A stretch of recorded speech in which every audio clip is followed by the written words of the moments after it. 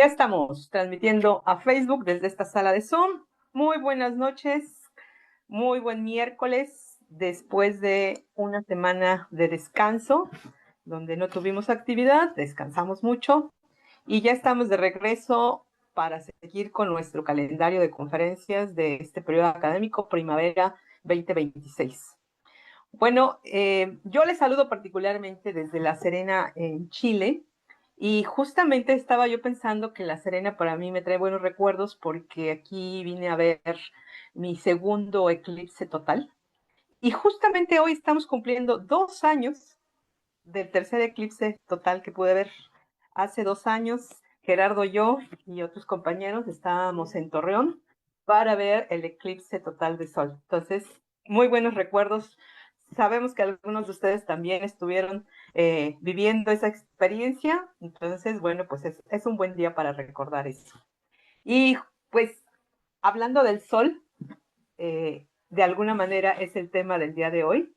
Como solemos decir, hoy la charla va por la cuenta de la casa y es un placer para mí pues darle la bienvenida. Digo la bienvenida porque Gerardo estuvo de viaje en esta semana, entonces por eso la bienvenida. Pero bueno, pues Gerardo, que es parte de nuestro centro astronómico, pues hoy nos va a platicar justamente de este tema histórico de el Sol como centro de nuestro sistema solar, pero pues como decíamos en el anuncio de la conferencia, solemos pensar en Copérnico, pero hubo mucho trabajo antes de Copérnico. Entonces, antes de dar inicio, pues como es costumbre, leo una breve reseña de Gerardo para quien no lo conozca. Es licenciado en física por la UNAM, maestro en ciencias por la Universidad de Innsbruck, Austria, y doctor en astronomía por el Observatorio de Niza en Francia. Su tema de especialidad son observaciones de cúmulo de galaxias y ha trabajado en astrobiología, modelos numéricos de interacción de marea en estrellas binarias y radioastronomía. Ha sido docente de física, matemáticas, historia y geografía en el Colegio Marymount de Cuernavaca y la Universidad Panamericana Ciudad de México. Ha escrito varios artículos de divulgación en la revista Cómo Ves, en la revista Chilango y otros más en diversas páginas electrónicas. Fue además colaborador del programa de divulgación científica La Oveja Eléctrica en Canal 22.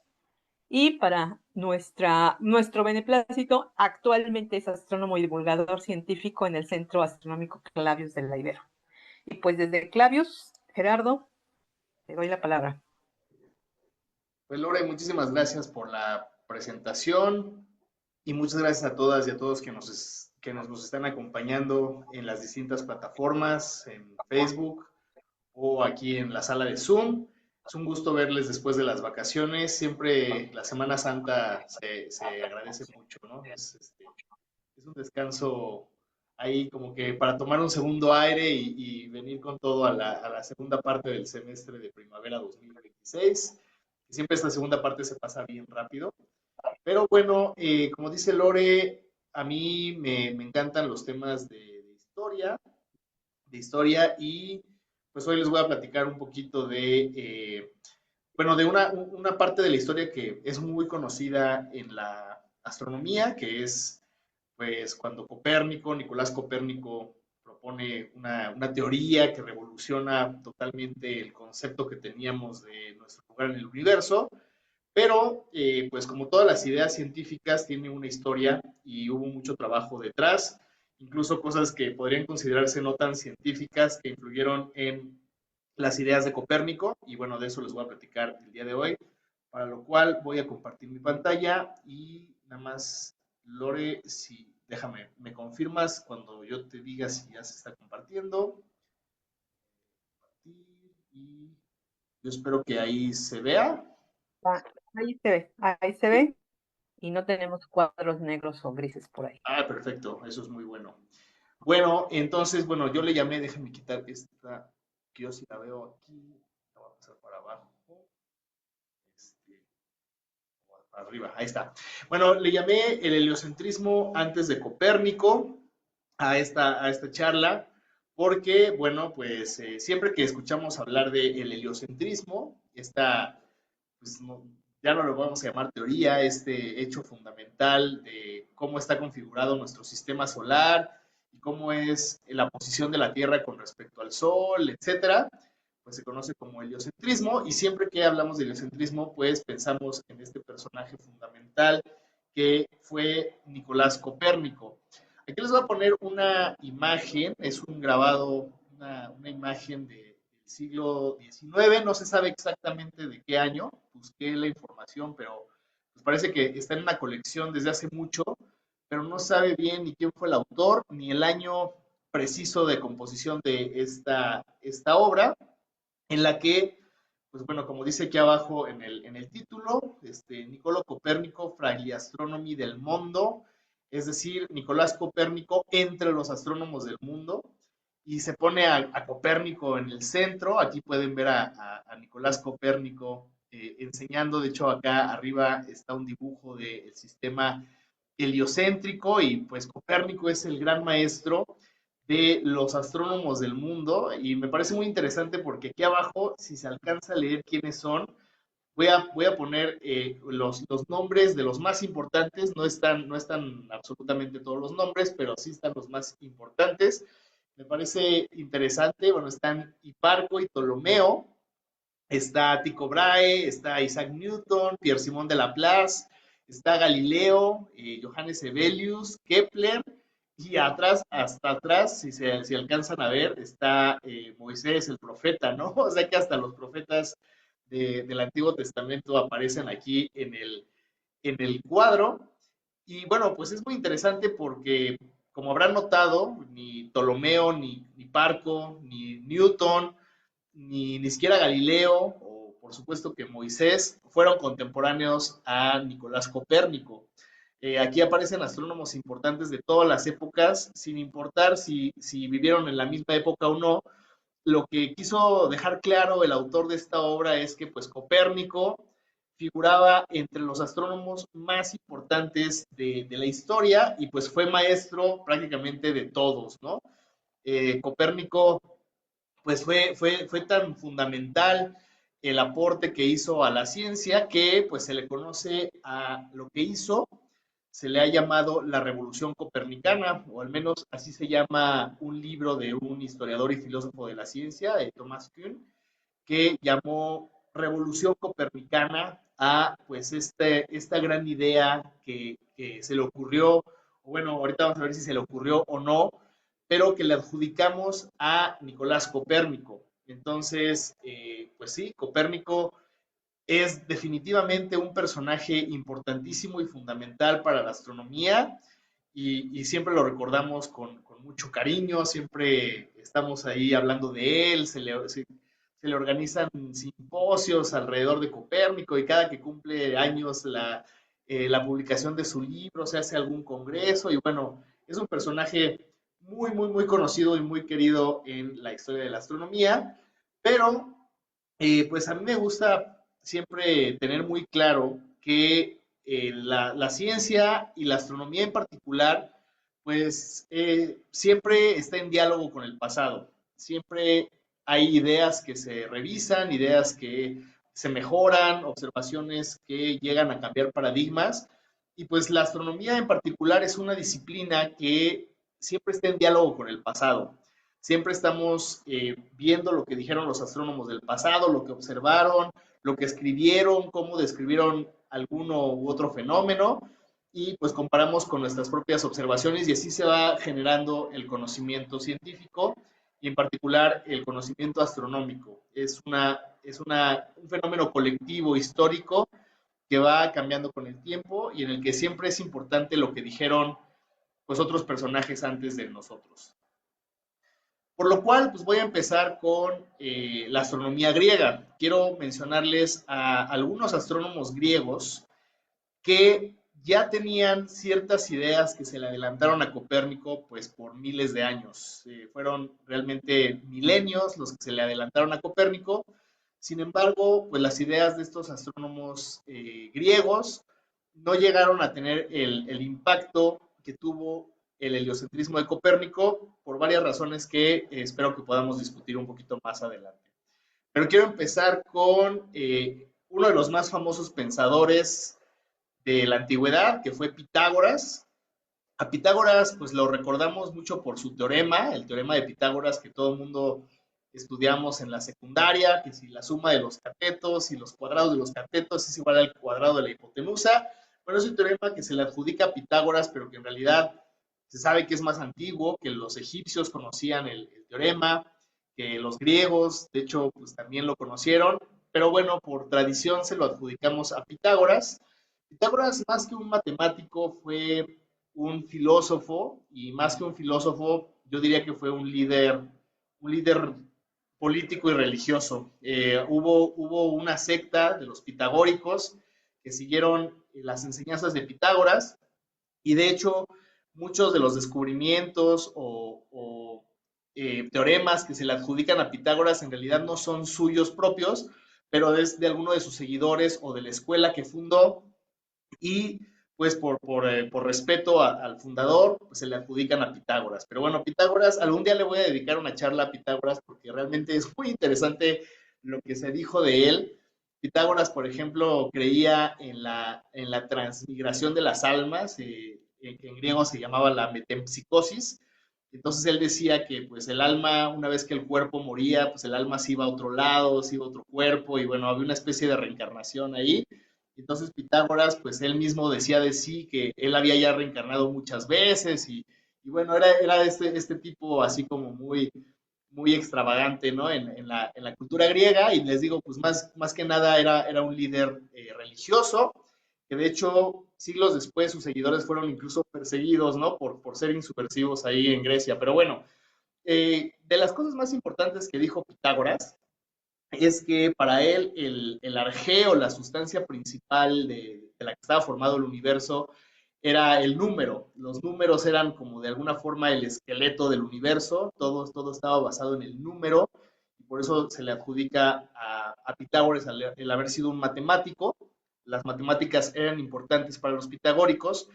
La escala musical que conocemos nosotros, la escala musical de Occidente, la que tiene las 7 notas principales, do, re, mi, fa, sol, la, si, esa se le adjudica el descubrimiento a Pitágoras. Son proporciones geométricas entre cuerdas o entre campanas que generan ciertas armonías en los sonidos, ¿no? Entonces, esa escala musical se le adjudica a él.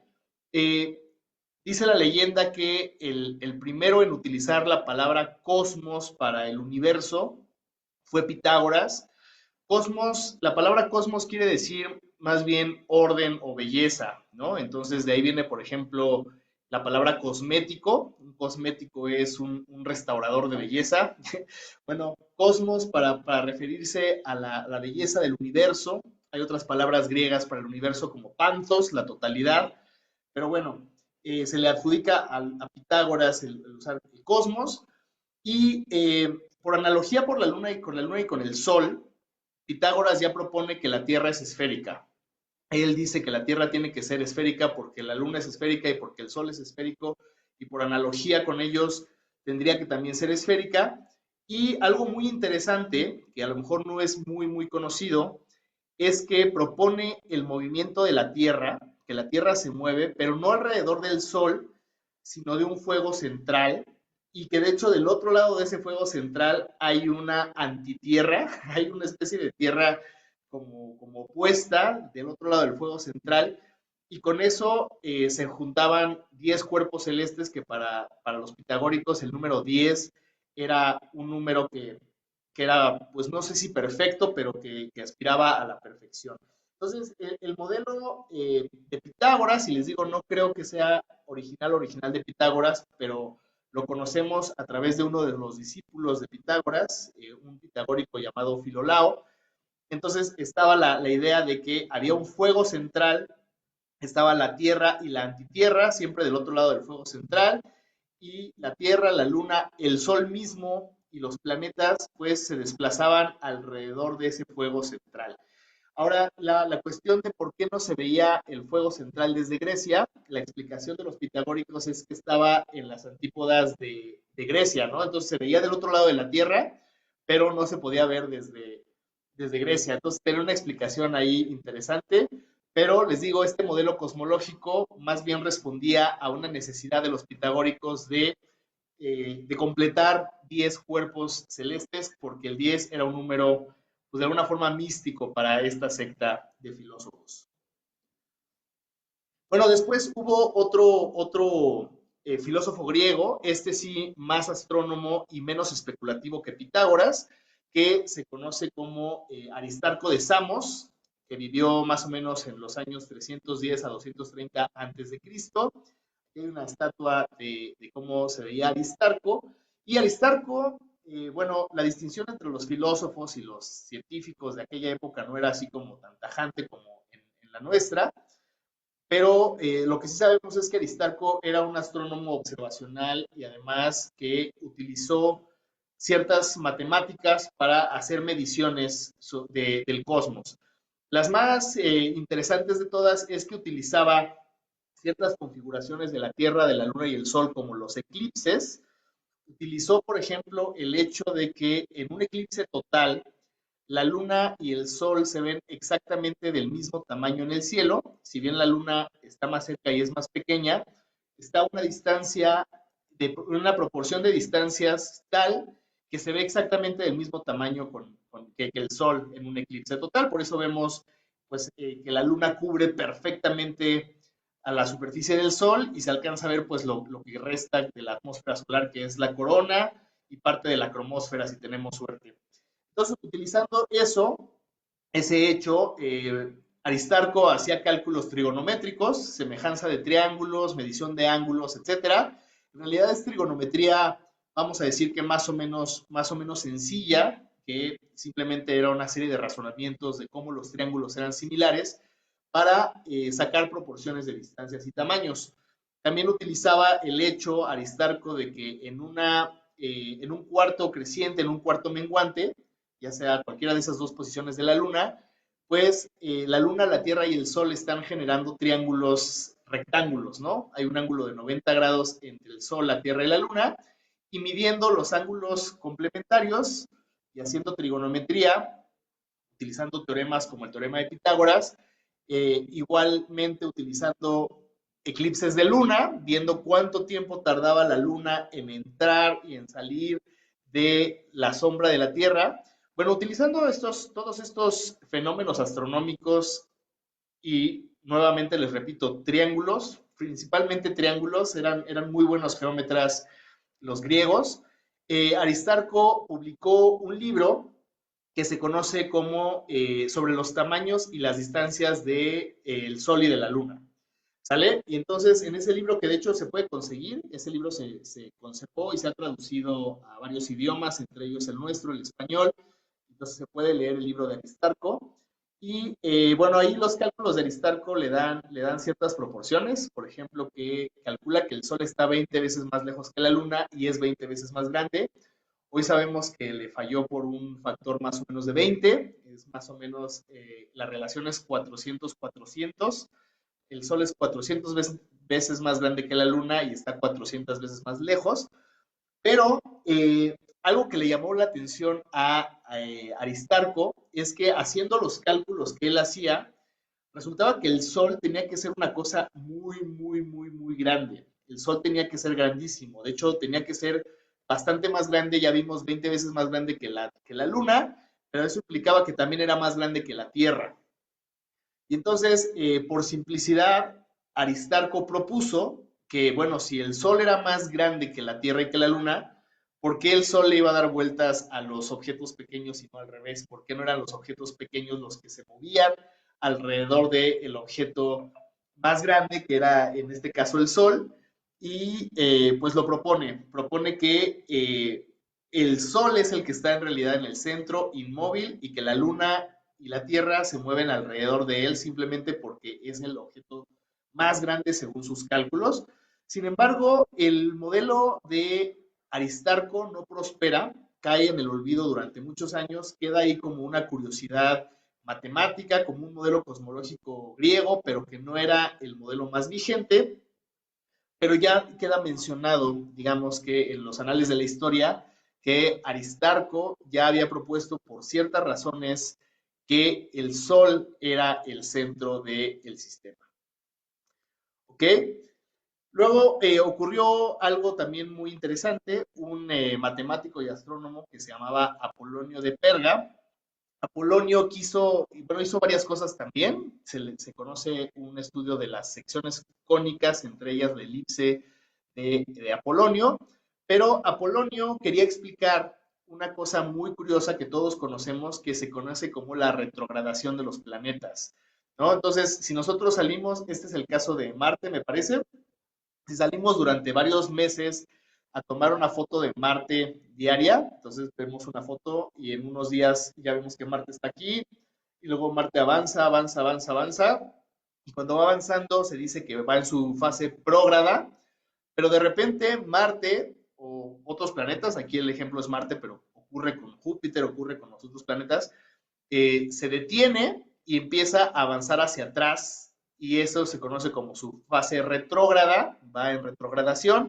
luego se vuelve a detener y entra otra vez en fase prógrada y va hacia adelante y este movimiento de retrogradación pues les llamó la atención a los antiguos observadores del cielo, porque los planetas, y solamente los planetas, las estrellas no hacen eso, entran en fase de retrogradación. Eso era algo que no se podía explicar.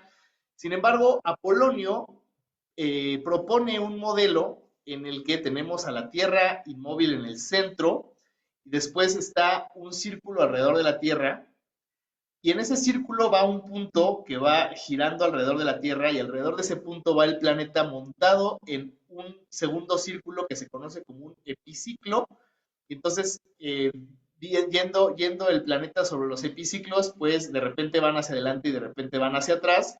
Y con eso trataron de explicar el movimiento retrógrado y prógrado de los planetas, con los epiciclos. Esta idea que, bueno, se le adjudica a Apolonio, lo utilizan otras personas, pero tal vez también sea por tradición, porque Apolonio fue bastante importante en la antigüedad, se le adjudica a Apolonio, y todas estas ideas quedan sintetizadas por este gran astrónomo de la antigüedad, ya de nuestra era, siglo II después de Cristo, que fue Claudio Ptolomeo. A Claudio Ptolomeo le hemos dedicado algunas conferencias aquí en Clavius, un personaje también importantísimo, y por ahí del siglo II escribió un libro que se llama Sintaxis Matemática, que es de alguna forma la compilación de todas las ideas astronómicas de la antigüedad, tomando en cuenta que el modelo que utiliza es el modelo de Apolonio, con la Tierra en el centro y con los planetas moviéndose alrededor de la Tierra en epiciclos. Esta es la idea que le gusta, la idea de Aristarco de que el Sol esté en el centro no prospera demasiado, y este es el libro que nos lega pues Ptolomeo. Y aquí es como la gran síntesis de la astronomía, de las ideas más importantes de la astronomía de la antigüedad, del mundo grecorromano. ¿Ok? Ay, ya me fui para el otro lado. Y ya, ahí estoy, perdón. Y bueno, unos siglos después de la muerte de Claudio Ptolomeo, bueno, pasan todavía varias cosas en la antigüedad, pero entramos en una época histórica que se conoce como la Edad Media. La Edad Media, los historiadores les gusta decir que empieza en el año 476 después de Cristo, cuando hay una serie de invasiones bárbaras a Roma y muere el emperador que se llamaba Rómulo Augustulo en el año 476 y nunca se nombra a un sucesor, no hay un emperador que siga, al menos en la Roma occidental, después en Bizancio, en Constantinopla, sí continúa un imperio romano, pero ese imperio romano es un poquito distinto, habla griego en lugar de latín, en fin, tiene ciertas diferencias, pero bueno, cae el Imperio Romano de Occidente y comienza una época en Europa que se conoce como la Edad Media. Y entonces Europa se tiene que reorganizar y empieza una era feudal y entonces, bueno, es todo una, la Edad Media es toda una época súper interesante y algo súper importante que ocurre en esta época de la Edad Media es que en el año 570, en la península arábiga, nace un profeta y ese profeta tiene como una gran influencia, tanto que pues crea una nueva religión, y no nada más una nueva religión, sino una nueva civilización, que es el Islam. Entonces, el Islam nace en el siglo VI y comienza a expandirse rapidísimo por todo lo que fue el Imperio Romano, al menos en la parte sur. Entonces vean cómo todo el norte de África hasta España, y bueno, todo el oriente pues empieza a convertir, ya sea por las buenas o por las malas, se empiezan a convertir al Islam y se vuelve una nueva civilización que empieza a florecer enormemente. Y bueno, tiene una época súper importante y de mucha prosperidad en todos los aspectos, económica, eh, intelectual, artística, ¿no? Entonces la arquitectura de esa época, la arquitectura islámica es maravillosa y tienen un montón de inventos y matemáticas y médicos. Y algo súper importante que hacen los musulmanes en esa época es que traducen un montón de textos griegos al árabe. De hecho, muchos de los textos de los filósofos griegos que conocemos hoy en día pasaron por el árabe, no fueron traducciones directas del griego a las lenguas vernáculas, primero el latín y después las otras lenguas, sino que son traducciones del árabe. Entonces, los árabes empiezan a traducir a todos los griegos a su lengua y empiezan a estudiar tanto filosofía como ciencia griega, pero fuertísimo. Fue una influencia brutal la que tuvo Grecia en los árabes. Entonces empiezan a cultivar la medicina, las ciencias, las matemáticas, la filosofía. Se encuentran muchísimas obras y muchísimos personajes de esa época pues que fueron súper importantes. Y por supuesto que la astronomía no se quedó atrás. Y los astrónomos árabes medievales pues fueron súper importantes para nuestra historia. Eh, una de las cosas fundamentales que hicieron los árabes en esa época fue que tradujeron el libro de Ptolomeo, cuya, cuyo título original era Sintaxis Matemática, así se llamaba el libro de Ptolomeo, pero cuando los traducen los árabes lo llaman a ese libro de astronomía el libro el más grande, y el más grande en árabe se dice al-majesto, ¿no? El más majestuoso de los libros. Entonces nosotros conocemos al libro de Ptolomeo como el Almagesto, gracias al nombre que le dieron los árabes a ese libro.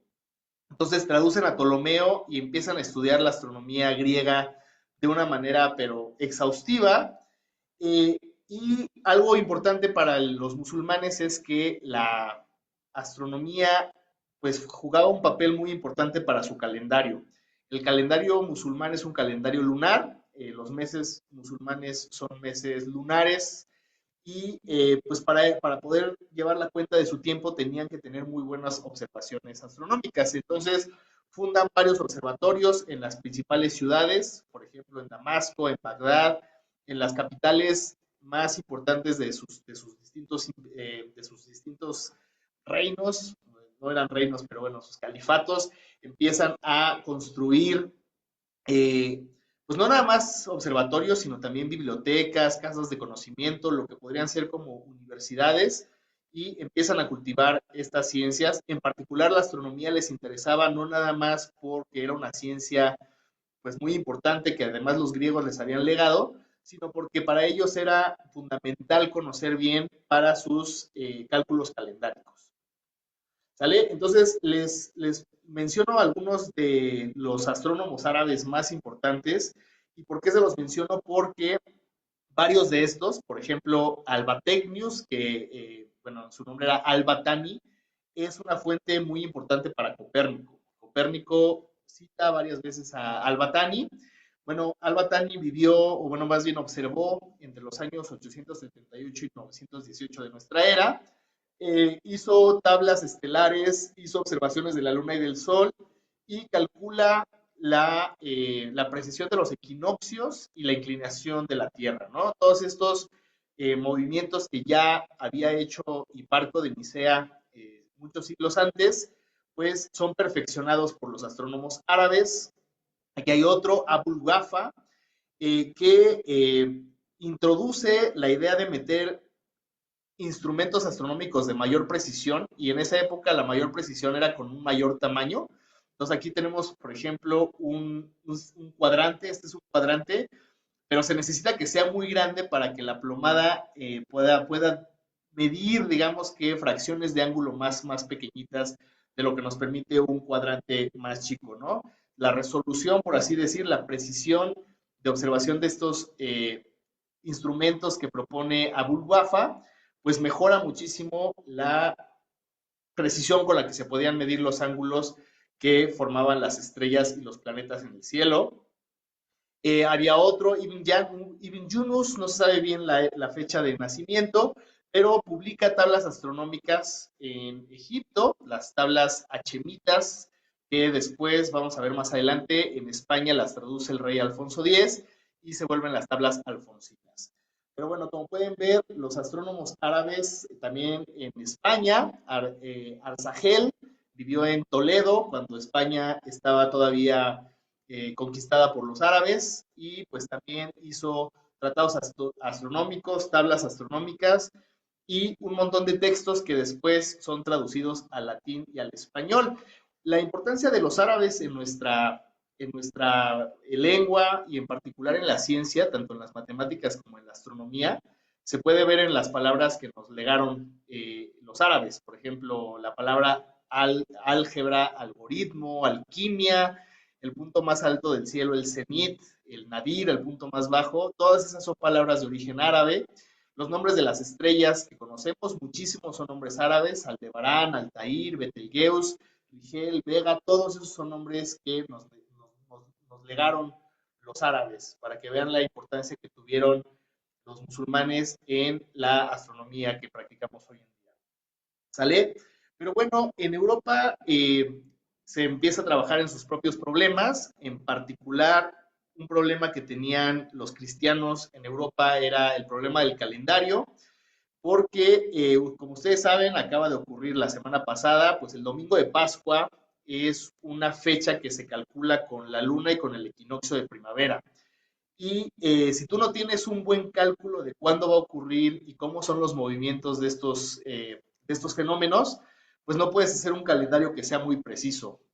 Por lo tanto, alguien se dio cuenta de eso muy temprano. Beda el Venerable, en el siglo VII, pues ya escribió sobre pues, cómo había que perfeccionar el calendario juliano, que es el que se utilizaba en esa época, porque pues había un problema de cálculo de calendario. Entonces, en la Europa cristiana, el calendario fue un tema que les interesó muchísimo y que pues fomentó el estudio de la astronomía. En el año 1000 vivió este personaje fascinante, el Papa Silvestre II, que se llamaba Gilberto de Aurillac, que él era francés, de origen francés, pero se fue a formar a España, estudió en España, en Barcelona, justo en donde había frontera con el mundo árabe, y al estar en contacto con toda la ciencia musulmana, pues introdujo a la Europa cristiana varias cosas, por ejemplo, a Silvestre II le debemos el uso de los números arábigos, estos números que usamos nosotros son números que se inventaron en la India, pero que trajeron los árabes y por eso los conocemos como arábigos. El uso del astrolabio, el uso del ábaco y pues un montón de cosas se las debemos a Gilberto de Aurillac, gracias a que llegó a ser papa en el año 1000, bueno, un poquito antes del año 1000 fue elegido papa, y bueno, pues había leyendas ahí medio raras, porque como en el año 1000 pensaban que se iba a acabar el mundo y decían que era el papa malvado y que había estudiado con los musulmanes, que eran los infieles, entonces aquí se le representa a Gilberto de Aurillac bailando ahí con el diablo, entonces bueno, tiene sus leyendas. También un personaje súper interesante. Y bueno, en el siglo XII comienza una serie de traducciones muy importantes de las obras árabes al latín. Entonces hubo un personaje súper importante, Gerardo de Cremona, que tradujo varias obras, entre ellas el Almagesto.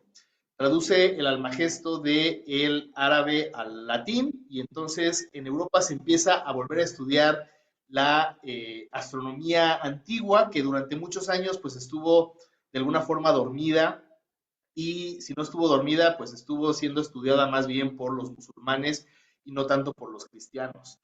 En el siglo XIII se fundan las primeras universidades en las que se estudiaban las siete artes liberales, el trivium y el quadrivium. El trivium eran las fáciles, las que eran triviales eran la gramática, la dialéctica y la retórica, eran así como las clases de español. Y el quadrivium, que eran las más complicadas, eran la aritmética, la geometría, la música y la astronomía. Esas eran las cuatro artes, así como ya más complejas, el quadrivium. Y bueno, aquí están representadas en varios dibujitos, pues aquí aparecen la astronomía, la geometría, la aritmética, la música. Es muy curioso, ¿no? La música y la astronomía y las matemáticas pertenecían a una misma familia de disciplinas, y del otro lado estaban más bien las que tenían que ver con la lengua, la lógica y el uso, el latín, por ejemplo, ¿no? Entonces era lo que se estudiaba en las universidades. Pero, pues bueno, la astronomía es una parte importantísima de la formación universitaria y entonces vuelve a ser estudiada en Europa. Hubo la suerte de haber tenido pues reyes ilustrados, entre ellos Alfonso X, Alfonso el Sabio, que en España, donde habían estado los árabes por 800 años, empieza a traducir muchísimos de los textos de estos personajes al español o al latín. Y entonces así nos enteramos de un montón de las cosas que los árabes descubrieron en esos siglos de ilustración que tuvieron, que volvieron a ser introducidas a Europa y la astronomía europea empieza a cobrar fuerza, ¿sale?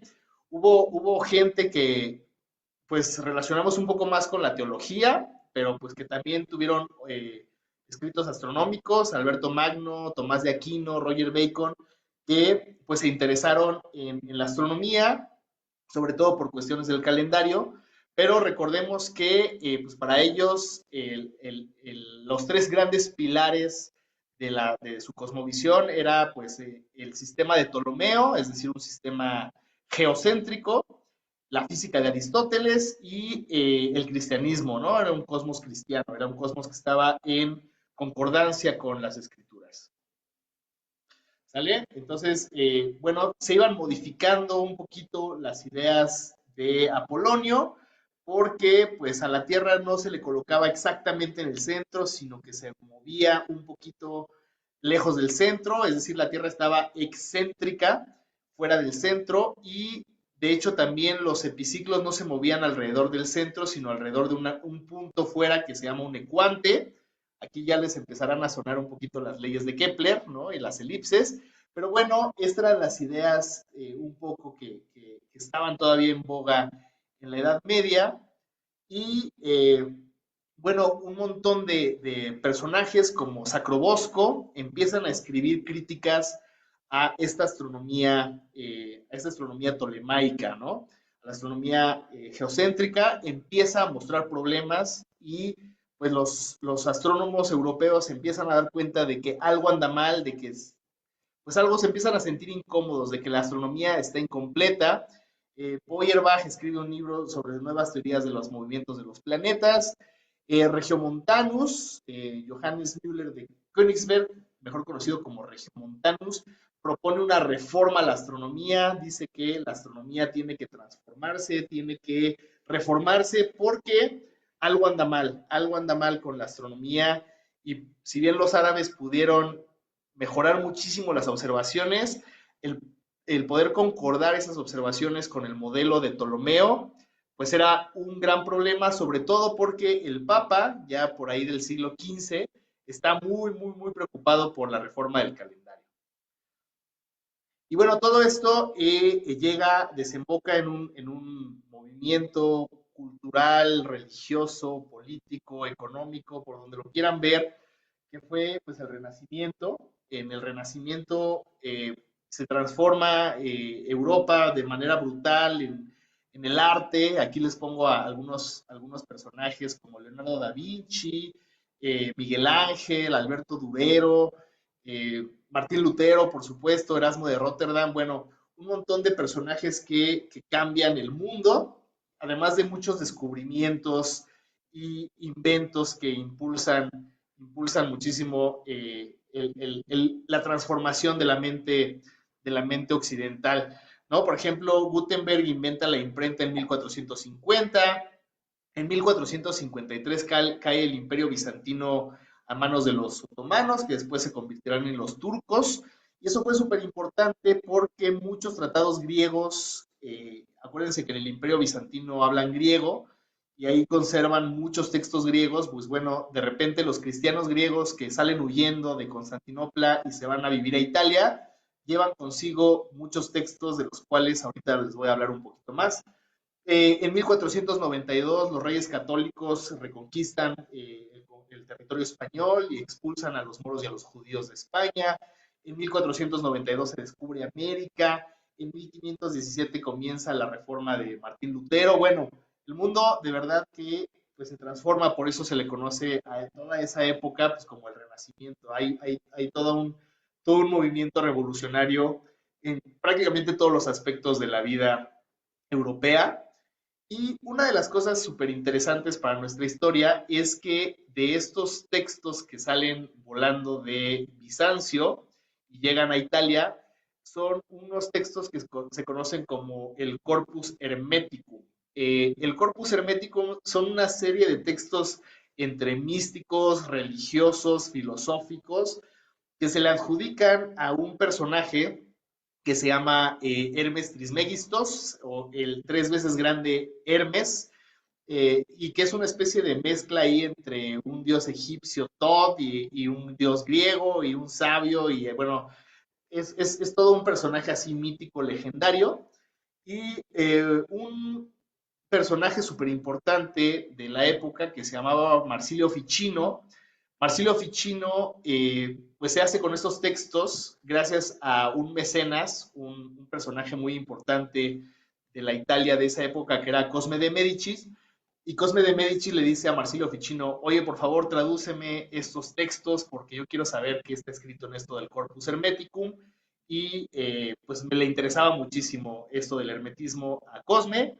Entonces Marsilio Ficino se pone a traducir los textos del Corpus Hermeticum, y algo interesantísimo de el Corpus Hermeticum es que, pues, como son textos entre filosóficos y religiosos egipcios, bueno, se les adjudicaban a los egipcios, en donde el sol era una deidad muy importante, Ra era una de los dioses más importantes del panteón egipcio, que era un dios solar. Pues muchos de los textos que encuentra Marsilio Ficino en el Corpus Hermeticum hablan del sol, el sol como una figura importante, el sol como una figura central. Entonces, publica por ahí de finales de los años 1400 este librito que se llama Il Lume del Sole, la luz del sol. Y, por ejemplo, encontramos cosas muy interesantes como esta. Dice, bueno, esa es una traducción de Ficino. El sol, en que es claramente señor del cielo, gobierna y modera todas las cosas verdaderamente celestes. Voy a omitir por el momento su enorme tamaño, que se piensa es 160 veces la Tierra.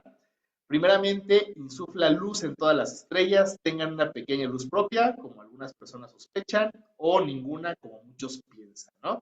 Entonces, en este libro, Marsilio Ficino pues ya encontró que para los egipcios y para los hermetistas, el sol era una figura central que incluso gobernaba y moderaba todas las cosas celestes, iluminaba todo, ¿no? Incluso, bueno, hoy sabemos que los planetas reflejan la luz del sol y en esa época se sospechaba que así era, pero que incluso las estrellas lejanas reflejaban la luz del sol. El sol era tan importante que pues era el verdadero iluminador de absolutamente todo, ¿no?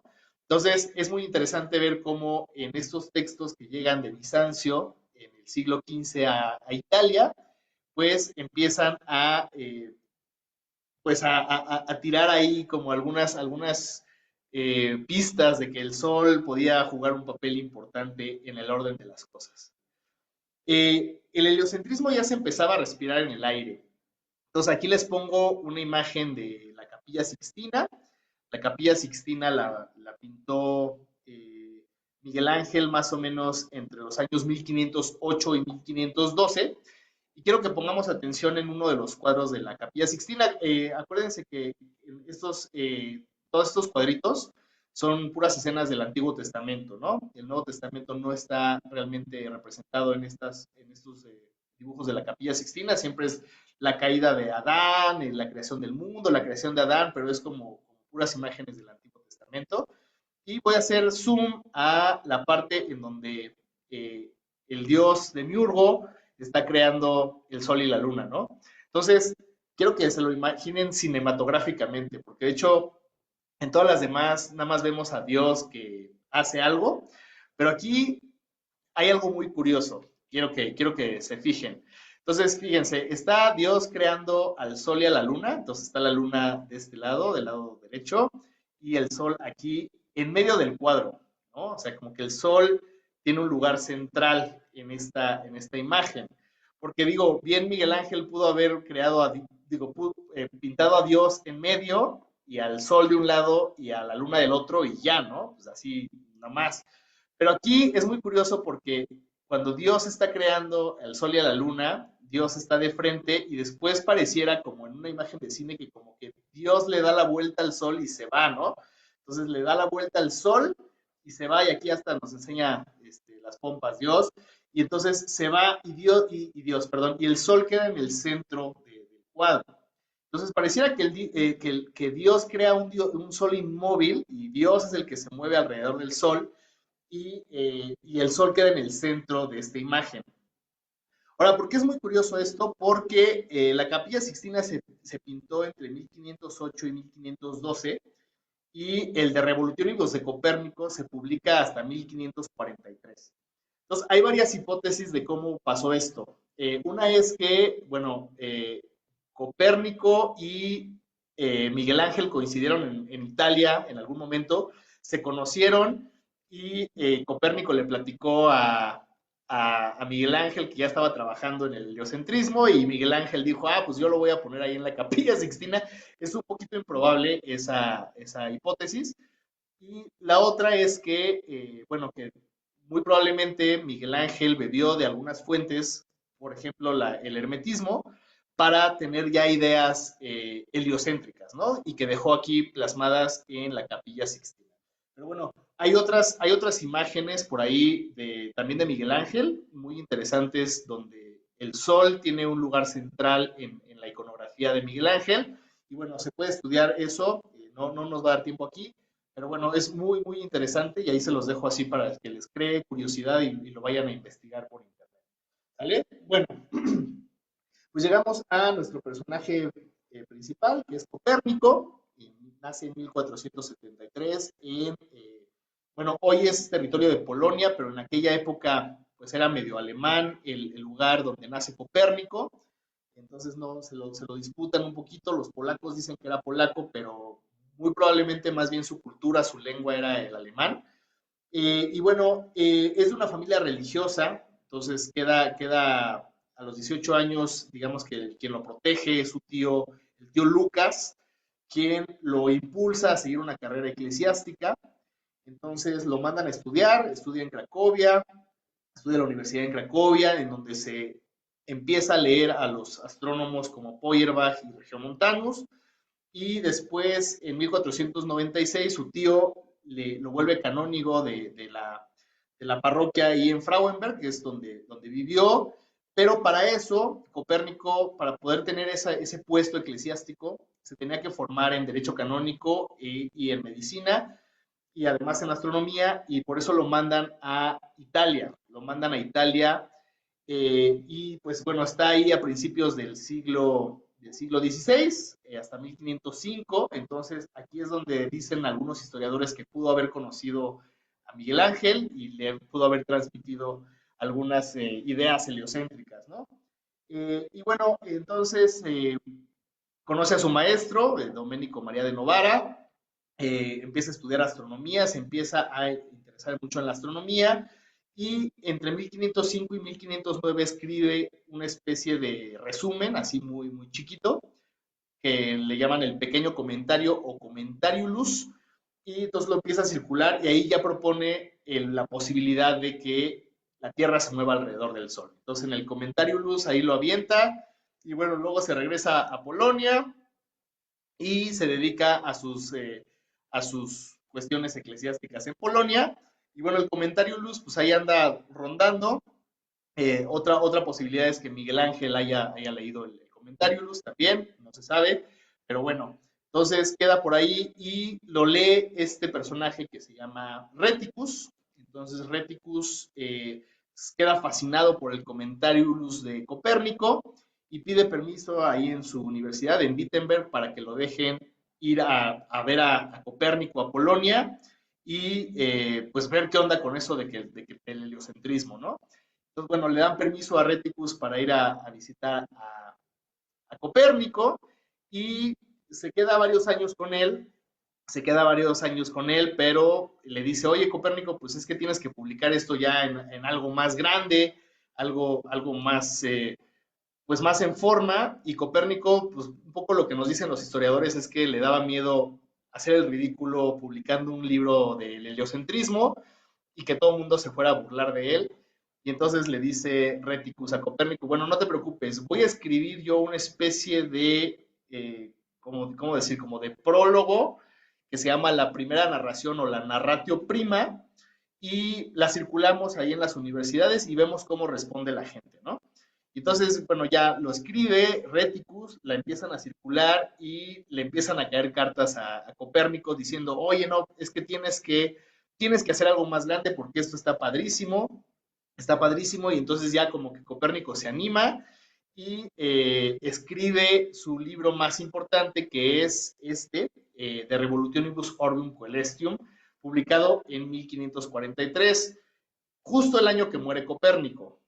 No se sabe si Copérnico se esperó a morirse y ya luego lo publicó, pero bueno, sí se sabe que se publica en 1543, que es el mismo año en que muere Copérnico, y es muy interesante. Yo confieso que no he leído todo el de Revolutionibus, pero bueno, aquí tengo una parte como resumida de las partes más importantes, y es muy interesante ver cómo Copérnico reconoce que no es idea original suya la del heliocentrismo, sino que la retoma de astrónomos anteriores a él.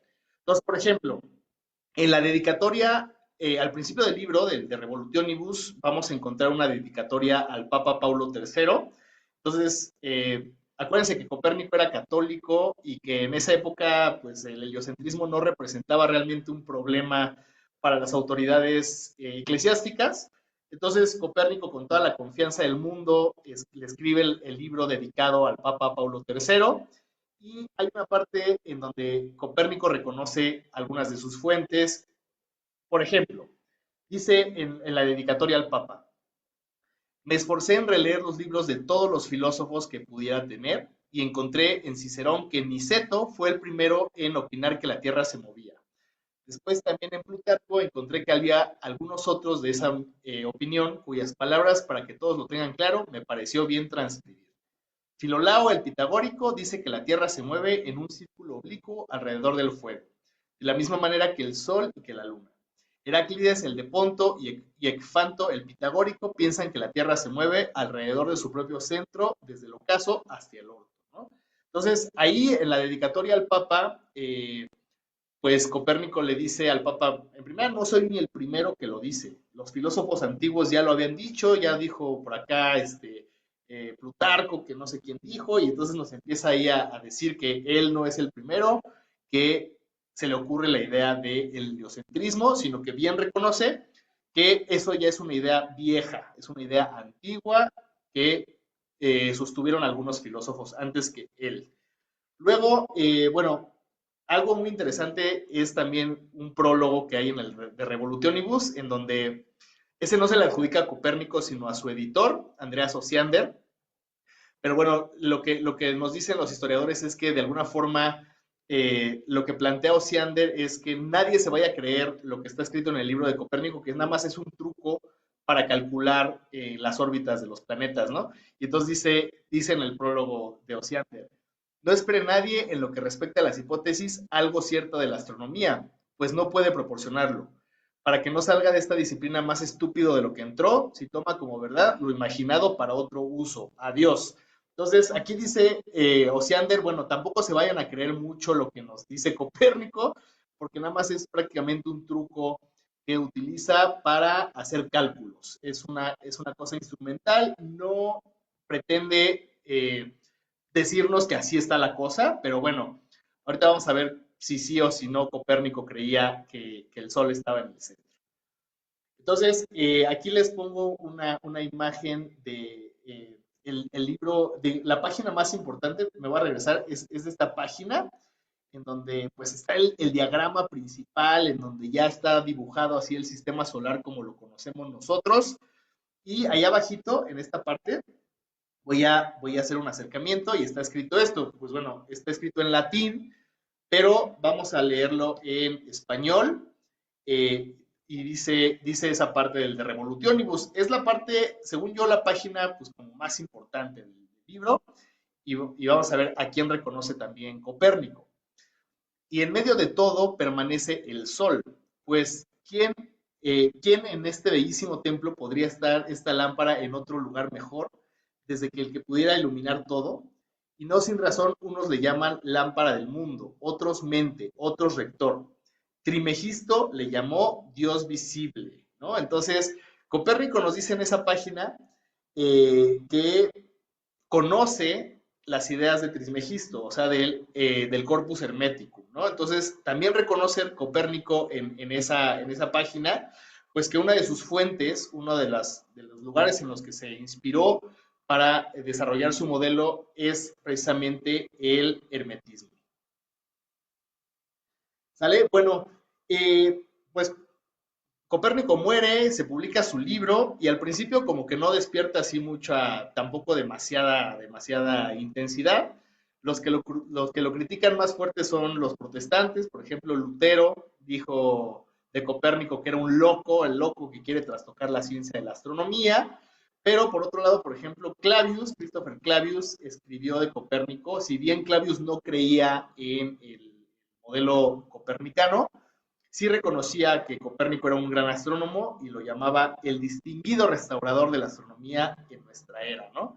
Entonces, bueno, empieza un poquito a leerse Copérnico, algunos lo critican, otros no tanto, pero el que sí mete como que en problemas a Copérnico es justamente Giordano Bruno. Giordano Bruno, que era un hermetista y era un filósofo y un teólogo hereje pues muy polémico, toma el modelo de Copérnico, pero se lo lleva al extremo, y entonces él dice, no, nada de que el Sol es el centro del universo, el universo es infinito y no tiene un centro, y entonces cada estrella es como un sol, y alrededor de cada sol hay planetas como la Tierra, y y en la Tierra hay planetas habitados. Entonces empieza a hablar de pluralidad, se me trabó gachísimo, pluralidad de los mundos, y bueno, entre otras cosas, se mete en un problema gravísimo porque empieza pues, a llevarse a la teología muy lejos, rayando ya en la herejía. Y bueno, estuvo rondando por Europa, en varias cortes, con varios reyes, en varias universidades, se peleaba con todo el mundo hasta que pues lo atrapan en Venecia, está varios años encerrado ahí en Venecia, y al final se lo llevan a Roma para quemarlo en la hoguera en el año de 1600, ¿no? Entonces, a Giordano Bruno se lo llevan a la hoguera por defender el copernicanismo, entre otras cosas, al extremo, y esto hace que las ideas de Copérnico se empiezan a ver como peligrosas, ¿no? Entonces empiezan a ver pues como herejías y ciertas cosas que a la iglesia le empiezan a preocupar, y eso hace que Copérnico y su libro sean llevados al índice de libros prohibidos por la Inquisición, ¿no? Entonces, durante muchos años, los libros de Copérnico estuvieron censurados. En Guadalajara tienen un ejemplar de Revolutionibus primera edición, y esa, por fortuna, no está censurada. Entonces, ahí se puede leer el de Revolutionibus de Guadalajara, que ya hemos platicado de eso aquí en Clavius. Y bueno, hubieron varias formas de tratar de explicar el movimiento de los planetas, de alguna forma mezclando mezclando el copernicanismo con ideas viejas. Por ejemplo, el modelo de Tycho Brahe es un modelo bien tramposo porque dice, bueno, ok, está la Tierra en el centro, la Luna le da vueltas a la Tierra, el Sol le da vueltas a la Tierra, pero todo el sistema solar le da vueltas al Sol, ¿no? Entonces ahí va el Sol cargando a todo el sistema solar cuando le da vueltas a la Tierra, lo cual es pues bastante poco económico, pero bueno, al menos se salva el geocentrismo todavía y utiliza las ideas de Copérnico, pero pues de alguna forma llevadas a una especie de relatividad extraña, ¿no? Kepler, sí le gusta mucho el copernicanismo, pero lo que no le cuadra es que sigan moviéndose los objetos en círculos, por lo cual plantea las tres leyes de movimiento, es decir, que los planetas le dan vueltas al Sol, pero no en círculos, sino en elipses. Mientras más cerca está el planeta del Sol, más rápido va, y hay una proporción entre los periodos y los tamaños de las elipses, ¿no? Entonces, esas son las leyes de Kepler. Entonces ya empieza el copernicanismo a tomar otras formas. Galileo también es un gran defensor del copernicanismo y lo empieza a defender. Tiene que cambiar la física, tiene que inventar conceptos como la inercia, por ejemplo, para explicar por qué no sentimos el movimiento de la Tierra. En algunas cosas se equivoca, pero además Galileo combina mucho de lo que dice Copérnico con sus propias observaciones. Entonces introduce el telescopio en 1609 a la exploración astronómica y pues empieza a ver un montón de cosas, por ejemplo, que Júpiter tiene sus propios satélites, es decir, que hay otro centro, hay cosas que giran alrededor de Júpiter, que Venus tiene fases, bueno, ve las imperfecciones de la Luna, ve las manchas solares, un montón de cosas, y por supuesto que también Galileo entra en problemas con la Iglesia en 1616, por burlarse del Papa en un libro, entra en graves problemas con la Iglesia, pero bueno, no le fue tan mal como a Giordano Bruno, que pues sí lo acabaron quemando en la hoguera. A Galileo nada más le dijeron, bueno, ya cállate y no escribas y vete a vivir a tu mansión allá afuera, a las afueras de Florencia, ¿no? Entonces así le fue a Galileo. Y bueno, la gran culminación en realidad llega con Isaac Newton, quien en 1687 publica uno de los libros más importantes de la física, el Filosofía Naturalis Principia Mathematica, en el que ya da cuenta de las leyes de Kepler y de alguna forma le da razón al copernicanismo, pero ya revisado y mejorado con las leyes de movimiento y la ley de gravitación universal. Y entonces así pueden realmente explicar cómo es el movimiento del sistema solar recurriendo a sus causas físicas y matemáticas. Entonces aquí es donde realmente culmina el trabajo de Copérnico en el de Revolutionibus. Y bueno, con esto, con esta frase que se le adjudica a Isaac Newton, aunque no es de Isaac Newton, si he podido ver lejos es porque me paré sobre los hombros de gigantes. Regreso a cómo empecé esta charla, diciendo que pues ni Newton es autor de todo, ni Galileo es autor de todo, ni Copérnico es autor de todo, sino que es una cadena de descubrimientos y de ideas que se van transmitiendo, que se van mejorando y se van revisando. Y bueno, con eso pues quisiera terminar esta charla y pasar a la sección de preguntas y comentarios. Muchas gracias. Voy a dejar de compartir y abrimos los micrófonos. Muchas Pues, gracias.